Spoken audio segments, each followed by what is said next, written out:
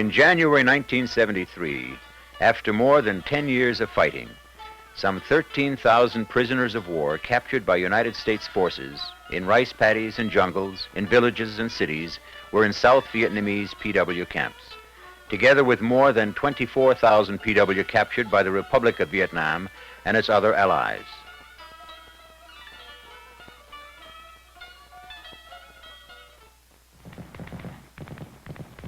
Question: were PW treated in accordance with international law? Regardless of the reasons for U.S. involvement in Vietnam, once we found ourselves there, it was our duty to conform to all laws regulating warfare, and our policies were prepared in conformity with those laws. From the first moment an individual was captured, every effort was made to comply with the principle, spirit, and intent of the Geneva Conventions, which require humane and fair treatment of all persons taken into custody during an armed conflict.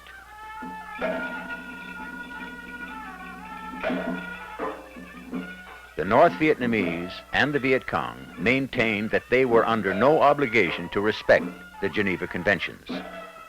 United States and South Vietnamese forces, on the other hand, sought to comply with international law.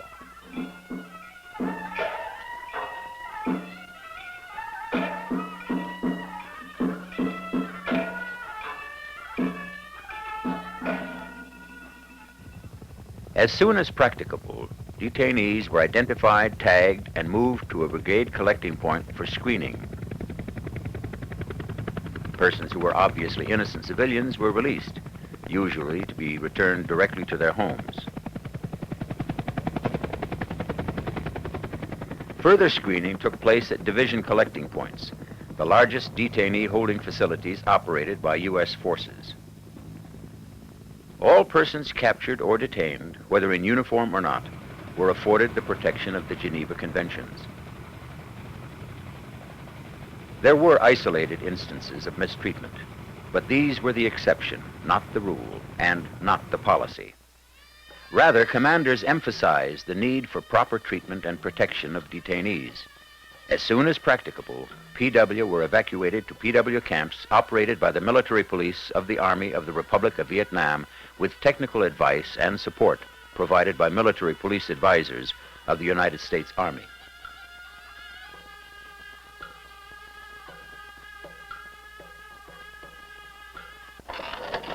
As the war went on, growing in size and scope, so the need for more accurate accountability increased. Accurate accounting procedures were needed to keep us advised of the number of enemy captured and resulting logistical needs. By the end of the war, accountability procedures were in effect, using computers both in Saigon and in Washington. There was an accurate record for every individual reported captured by U.S. forces, consistent with international law.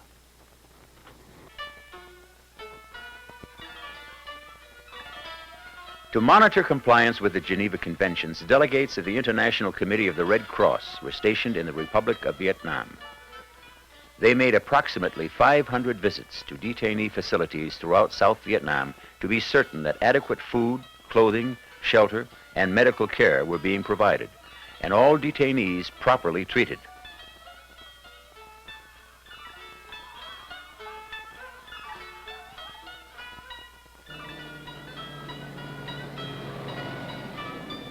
Most of the enemy PW were held at the central PW camp on the island of Phu Quoc.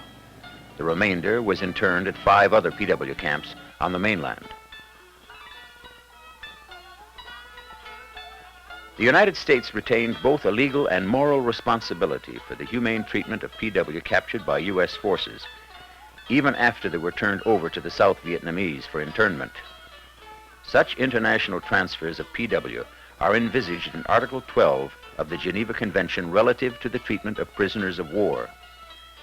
U.S. military police advisors at all PW camps provided technical assistance to ARVN commanders and continued assurance that the requirements of the Geneva Conventions were being met.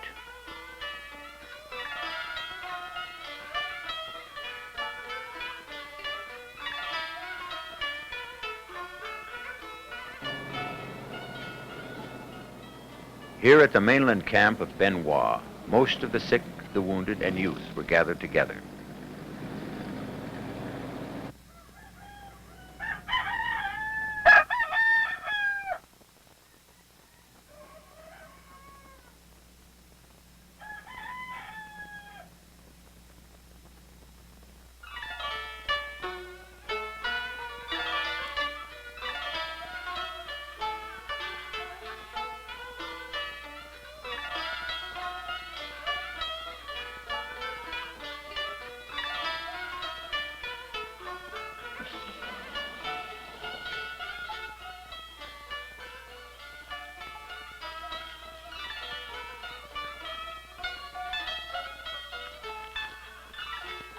The PW population was composed of regular soldiers of the North Vietnamese Army, South Vietnamese who were members of the Viet Cong, and regroupees, Vietnamese who had moved to North Vietnam after the 1954 Geneva Agreement and later infiltrated back into South Vietnam.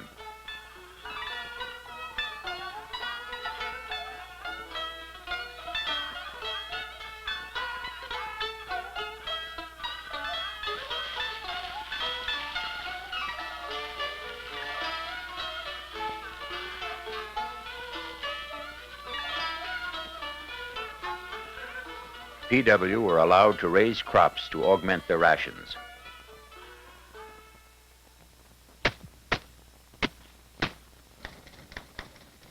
Vocational and educational programs were made available to the PW.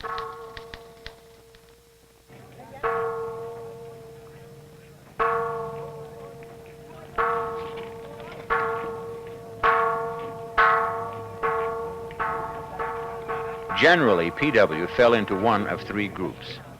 New Life PW were former Viet Cong who made clear their desire to remain with the Republic of Vietnam after the war. The New Life PW were segregated from the others who remained committed to North Vietnam. The majority of the Communist PW did not pose substantial problems. There were some PW, however, who required segregation in order to maintain discipline and security, and these were referred to as hardcore. These PW were sullen and bellicose, refusing to cooperate with any of the self-help programs provided for the New Life and other communist PW.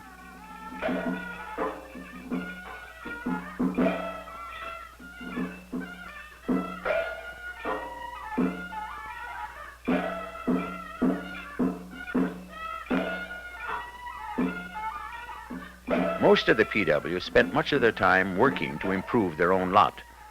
Under the Geneva Conventions, PW are not permitted to do any work which would assist the captor's war effort.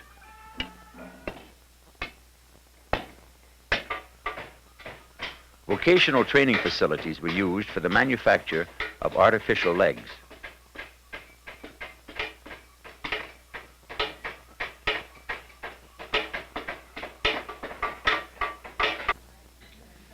Work done by PW was for the construction and maintenance of their own camps and for their own health, comfort, and welfare.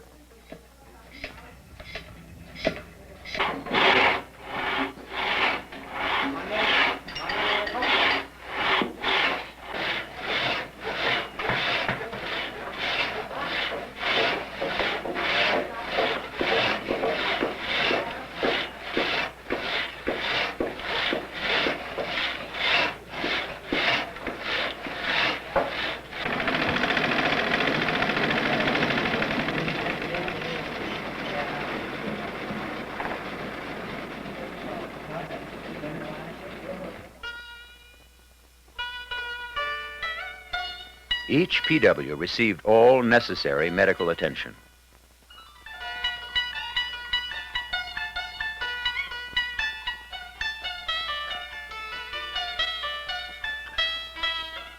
Where they were needed, special medical wards were set up, as for these wounded and sick PW.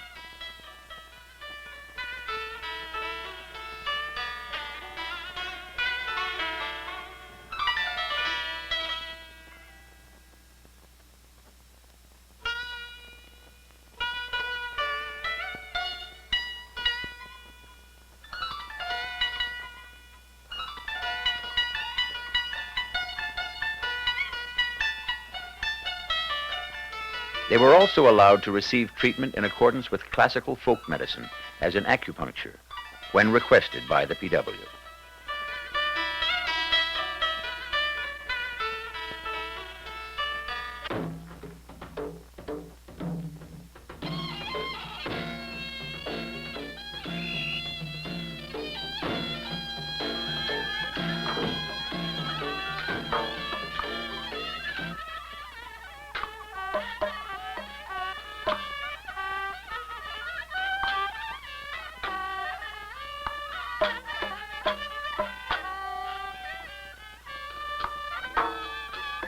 As provided in the Geneva Conventions, PW were able to send and receive mail and to receive parcels from their loved ones.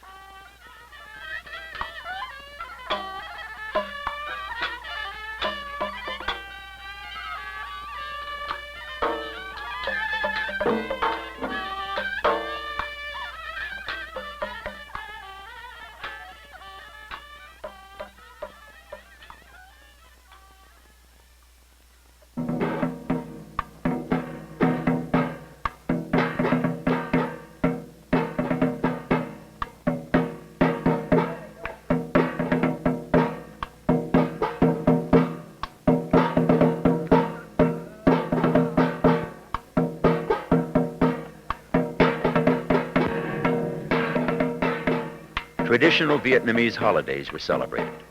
There were Buddhist and Christian religious services.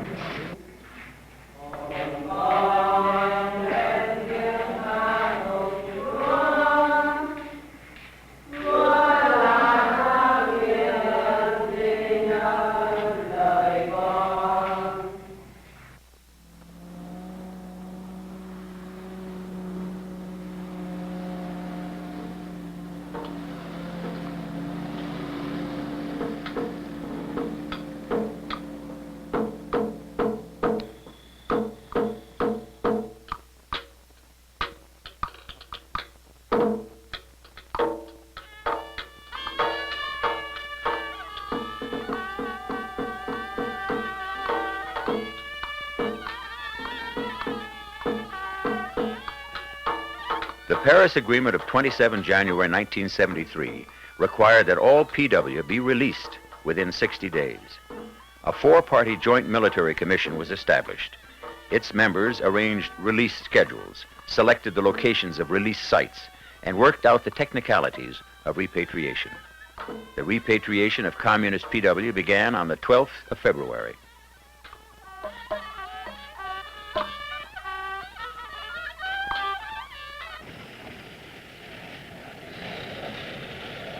United States Air Force C-130s provided most of the necessary transportation.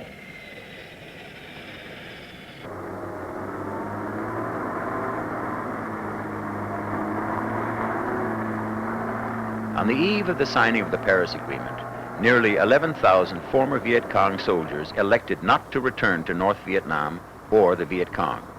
These new life PW were released into South Vietnamese society.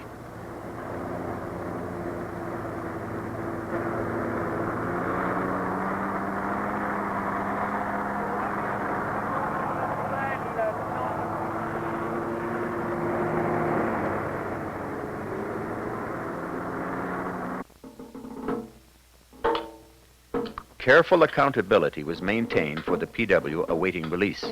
A complete personnel record, including medical data, accompanied each PW. Many of the PW had been emaciated when captured.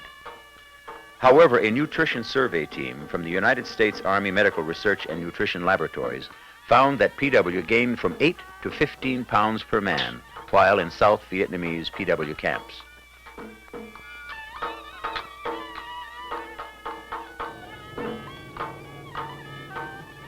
As the release operation began, not everything went according to schedule.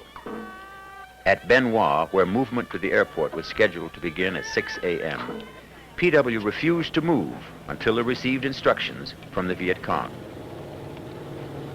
The subcommittee on captured persons of the Joint Military Commission was dispatched from Saigon to confer with the reluctant PW.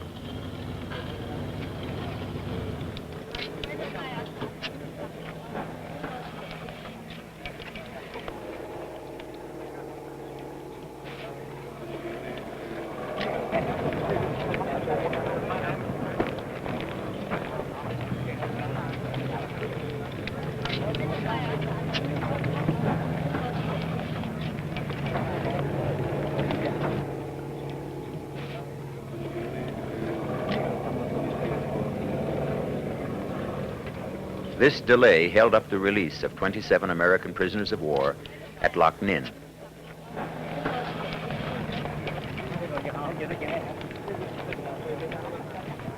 After a lengthy meeting, the PW agreed to start the repatriation.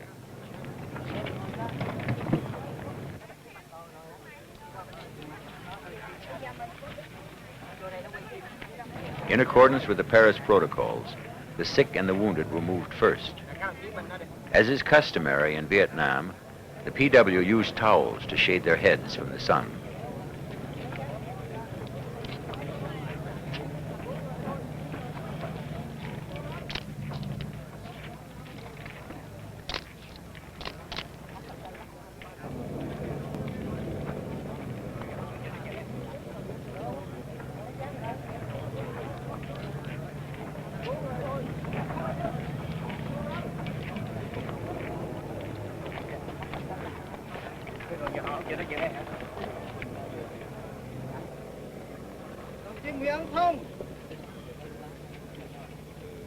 Accountability was strictly maintained both in the camps and at the release sites.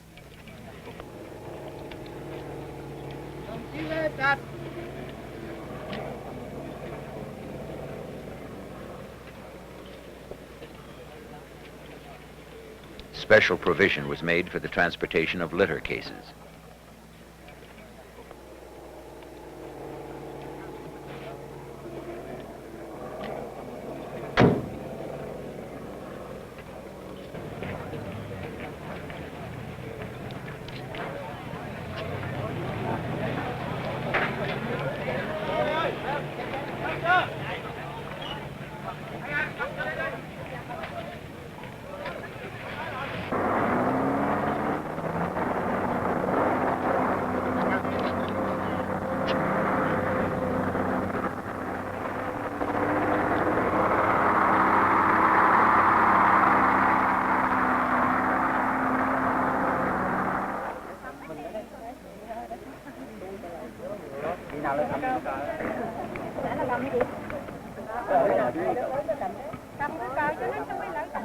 Other difficulties were encountered during the release of the women.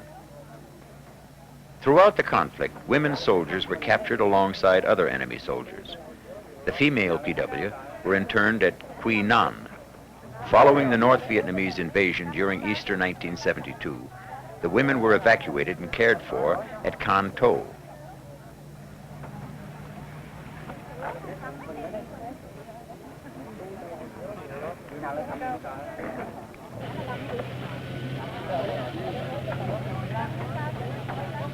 As a group, they remained difficult and contentious, discarding clothing, daily rations of rice, and other personal items, and staging fainting spells at release sites.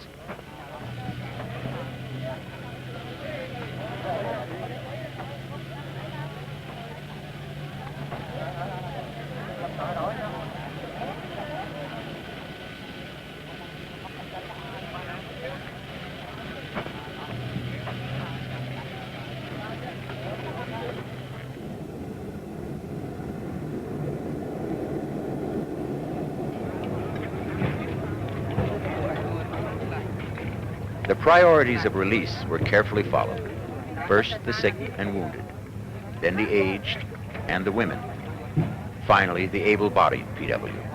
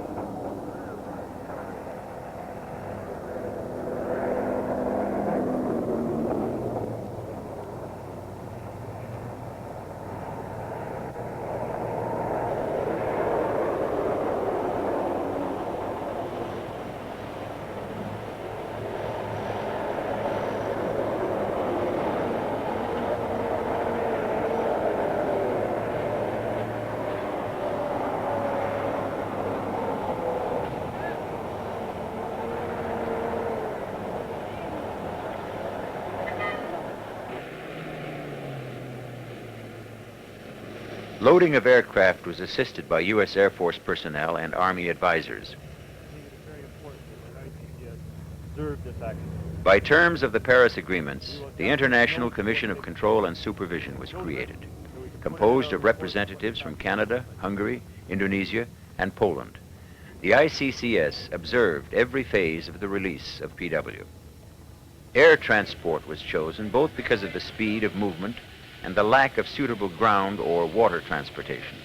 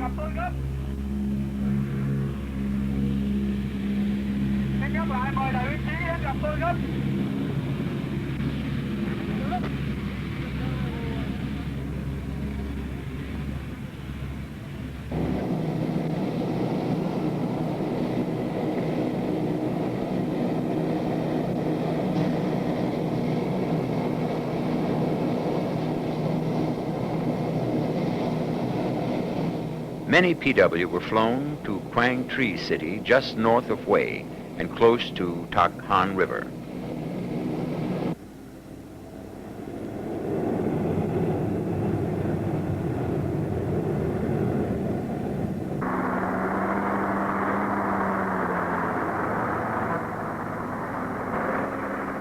They were then moved by truck through Quang Tri City, a bitter reminder of the war.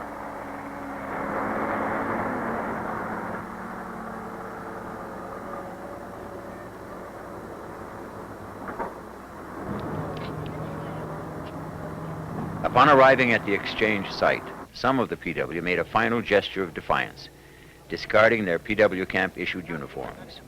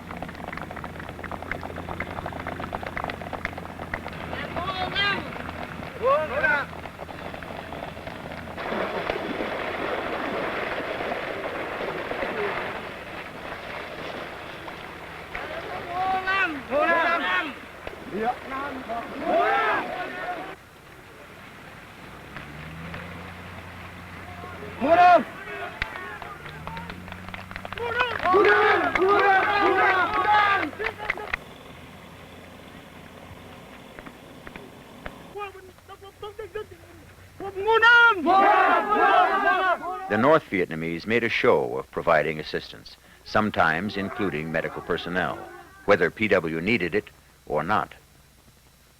American and South Vietnamese representatives to the JMC were on hand throughout release operations.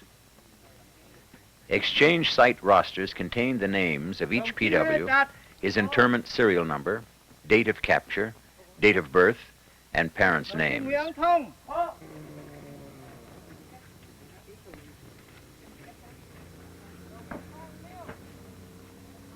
As each man was checked off, he was moved to a new tent to receive a fresh uniform. ICCS members observed all formalities at the repatriation sites.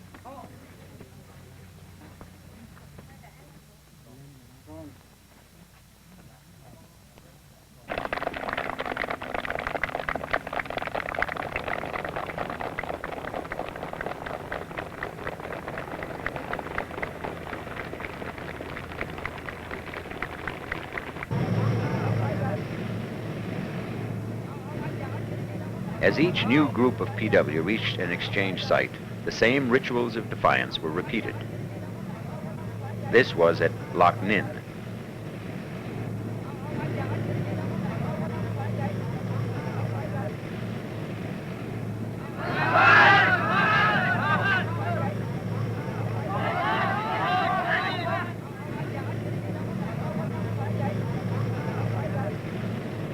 Most PW who did not wish to accept return to the communist side had already been released under the New Life program. However, some PW changed their minds at the last minute. One such was this man.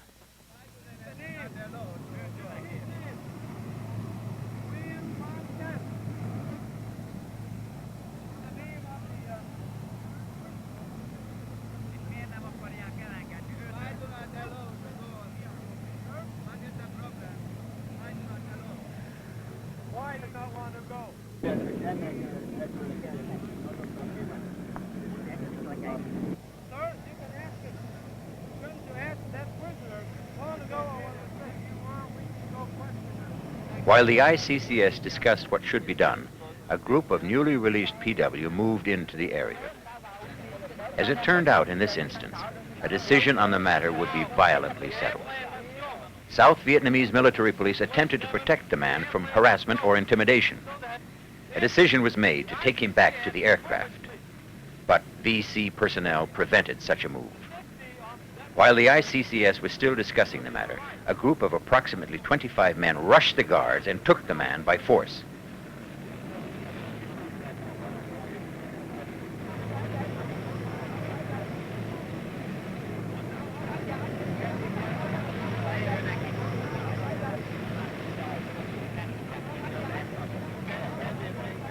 They dragged him off behind the release site and away from the cameras, beating and kicking him. VC officials at the site did nothing.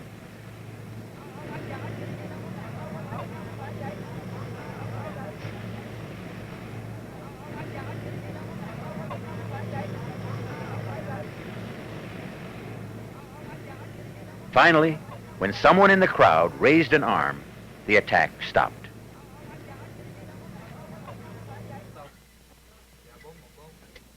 Later, at the insistence of the ICCS, the man was brought to their shelter for questioning.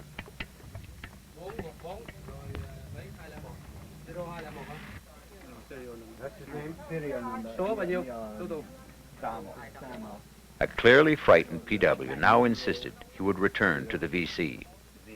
The South Vietnamese asked if the man was giving his answers under mental duress as a result of the beating. The ICCS decided that if the man was beaten and still wanted to stay, that was up to him. I saw him grabbed by the other prisoners and dragged down the ground. And he answered questions here, his mouth was bleeding.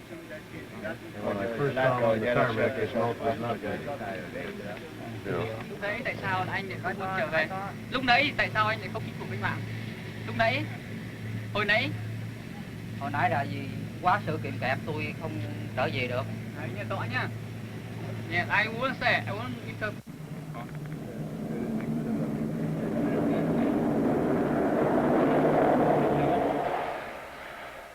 The next time such an incident occurred, the ICCS was ready. When a second PW refused repatriation, the ICCS chairman took steps to isolate the man and prevent any intimidation.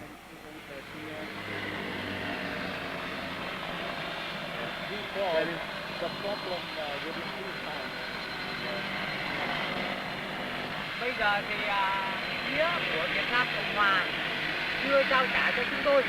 He was escorted directly to an ICCS shelter.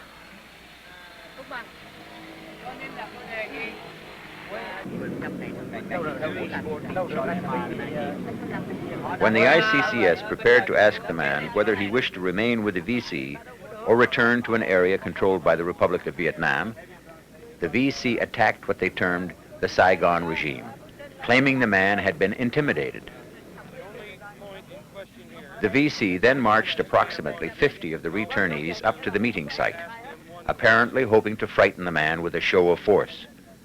The U.S. and South Vietnamese protested the show as being barbaric. The only thing we should do is the same as we did the last time. We do the same on the last man. We ask him, does he want to stay or does he want to go? It was finally agreed to allow the man to return to territory controlled by the Republic of Vietnam.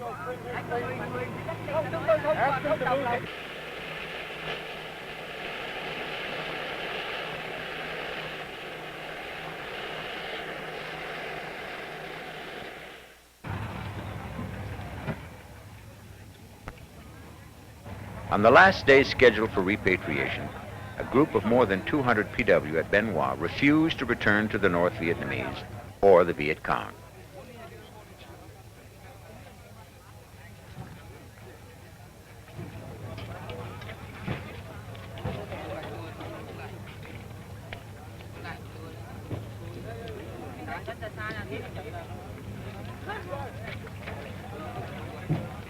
The North Vietnamese and the Viet Cong refused to witness the event.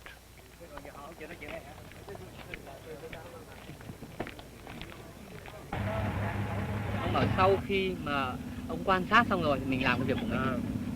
We would like to speak to some of them. Ông bảo ông muốn nói chuyện với một vài người tù binh.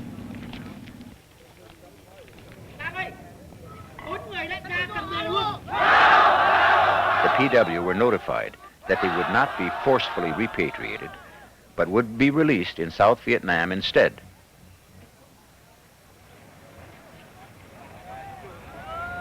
Their reaction spoke for itself. The United States, the Republic of Vietnam, and her other allies in the recent conflict share with more than 130 nations a special commitment to the civilized standards in the Geneva Conventions. The human rights of the captured were protected. Their wounds or illnesses were treated. The PW were interned in accordance with international law. Delegates of the International Committee of the Red Cross had access to the PW, and recommendations to PW camp authorities were carried out. More than 26,000 enemy PW were returned to the Viet Cong and North Vietnamese, while 11,000 new life PW were released and returned to take up the traditional Vietnamese way of life in South Vietnamese society.